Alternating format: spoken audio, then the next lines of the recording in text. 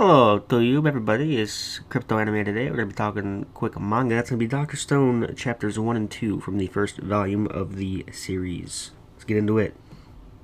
So, chapter 1, being a stone world, it starts out with Taiju, one of the main characters, saying that today's the day he's finally going to confess his love for the girl that he's been interested in for a very long time. And Senku kind of responds sarcastically, saying he'll cheer so loud that his vocal cords will snap, which is pretty funny.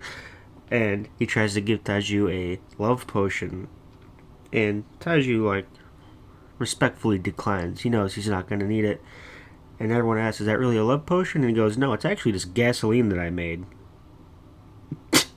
So he runs down to this tree where Yuzuriya is waiting for him patiently, and just before he's about to confess his love, there's this gigantic flash of light, and he begins to turn to stone. Everybody begins to turn to stone. It goes to this giant plane crashing down and exploding, and there's the president saying, "How can I die? Yeah, there's still so much that I have left to do," and it's crazy. I mean, the whole world's turned to stone.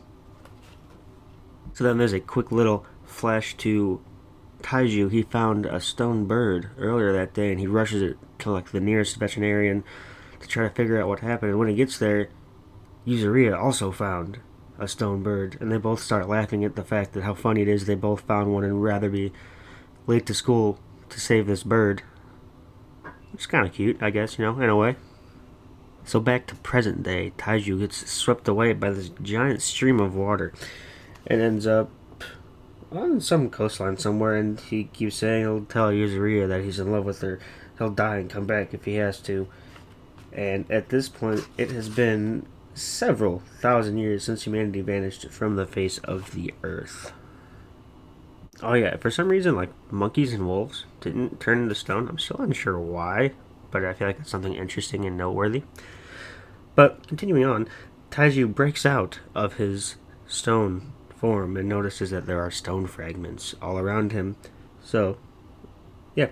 Of course, now Taiju's main concern is saving Yuzuriya, so he heads back down to that tree, and when you know it, Yuzuriya is still hanging on, and he contributes that to himself for saving her because he told her to hold onto that tree, so it prevented her from floating downstream with everybody else and breaking up. And when he's looking at the tree, there's this very nice message that says, "Head down to the river Big Oaf." And when you have it, who else would have managed to put that on the tree other than Senku himself? So Taiju obviously heads down and sees Senku and tries to hug him while naked. And Senku kind of flips out on him. It's pretty funny. And he says today is October 5th, 5738, and that he's been up for over a year and a half now working, and that Taiju really overslept. In response, Taiju asks, how could you possibly know the year and the date? And Senku kind of flexes on him. He goes, "Oh, well, I counted." So it shows him counting the entire time and saying, "It seems to peak every 800,000 seconds." And he's processing all of his things, and he's trying to say, well, if I keep doing this, my brain will, stay active and awake, and I won't fade away and just be another meaningless stone statue. So onward we move, and it goes on to Senku's little camp that he's set up, and he says he's been waiting for Taiju for a very long time, and he was 10 billion% sure that he was still alive, and he knew he would need him for his muscles, because he's got all the brains, but he's not more of a brawny type. That's what he needs Taiju for, which kind of works out in his favor. So Senku says, transitioning from the Stone Age to modern civilization took humanity 2 million years, roughly. And he says, we're going to jumpstart that process. I mean, he already knows everything he needs to know. It shouldn't be that hard, right? So then, of course, it jumps to him saying, him being Taiju, that he's going to save Yuzuriya. Of course, I mean, that's his whole point, that he stayed awake this entire time. Obviously, he'd be thinking about it. And Senku says, we'll be the Adam and Eve of this new stone world. And it does a little cutaway. This is hilarious. Saying from Taiju, hey man, we're two dudes. There's no possible way that we can be Adam and Eve. And Senku obviously that's not what I meant, bud. Come on now. Pretty funny. But that ends the first chapter, The Stone World, on a very high note. It's very interesting so far, So we're skipping to chapter 2, being fantasy versus science. And it shows Taiju running with this giant basket of mushrooms and other various things he's found on his back. And he has a huge haul of just random miscellaneous things that he's found. And it goes to Senku just like with 8 arms, organizing through all this, most of it being poisonous, only a little bit of it being edible. So Taiji really didn't do all that well, but he's trying. You gotta give him benefit of the doubt. He's not the smartest man, but he's got the stamina and the endurance to persevere through it all. So Senku starts cooking up some of the actual edible food, the little that it may be. And Taiju's like freaking out. He's like, "What did you season this with?" And Senku's like, "Oh, easy, man. I just extracted some salt from the seawater. Obviously, it's pretty plentiful. It's one of the greatest, inventions, and it's very creative thinking." So, amongst his travels, Taiju finds a cave, and there's a bucket, and he's like, "Senku, there must have been somebody else here, other survivors." Senku's like, "Bud, no, come on, it's me. You fool."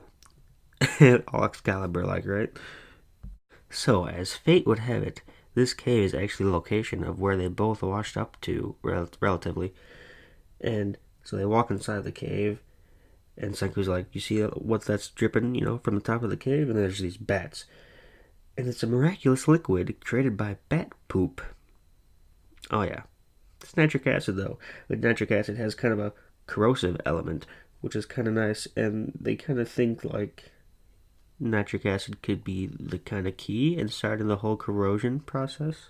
So it shows Senku in his lab and like all these different stone birds and all these different trials that he's trying to do to get these stone birds to come back with this nitric acid. And he goes, "Man, if only we had some booze, we could combine the alcohol or ethanol with nitric acid to make nitol, which is an industrial strength corrosive agent." I mean, Senku's literally just a genius, and it's fantastic. I mean, how are you going to lose in a world like that when you have a genius like Senku on your side? So then you have a spark of genius for the brawn muscle man himself, Taiju, saying, "Hey, wait a minute. I found grapes. Can't we turn grapes into wine?" And Senku goes, "Excellent work, you big oaf." And then it's just Taiju going real hard, smashing these grapes, turning them into wine, and mixing everything together in this, like, awesome, fantastic scene of teamwork. So they end up making wine, and it's not the greatest wine in the world, but it's still wine. And it gives, like, a really it's a how to make wine, which is pretty funny, even though moonshining is illegal. And it goes on to saying, "Now, an introduction into distilling wine into brandy."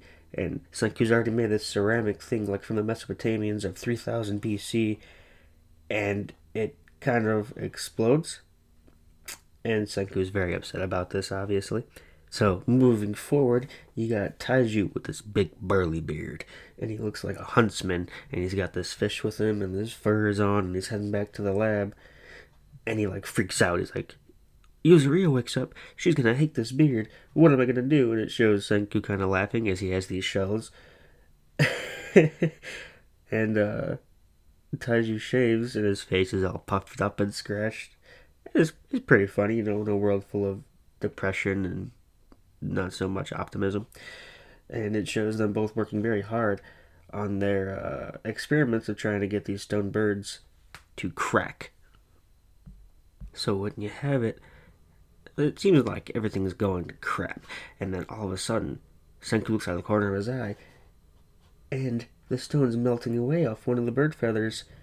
And the bird breaks free and starts, flapping around. And he goes to say, applying good old diligence and effort, that's what science is really all about. There's something science may not explain, but if you keep at it, that's what it's all about right there. So this bird, flies away, and they're all very excited. I mean, they all being Senku and Taiju, so it's not all. But the two of them are very excited, and Senku says they started experimenting over a year ago. And this must be experiment number 100 and something. But, it happened sooner than he actually thought, which is pretty nice. And so Senku goes on to say, since the wine was your idea, you have the option of picking whoever you want. Obviously, he's picking Yuzuriya, which concludes the end of chapter 2, which was awesome. So that'll wrap up chapters 1 and 2 of Dr. Stone, Volume 1. I think that's how I'm going to be doing it from now on, just like 1, 2, but trying to like overanalyze them a little bit. But if you guys liked it, comment, subscribe, like it, let me know, and stay tuned for some more awesome quick manga.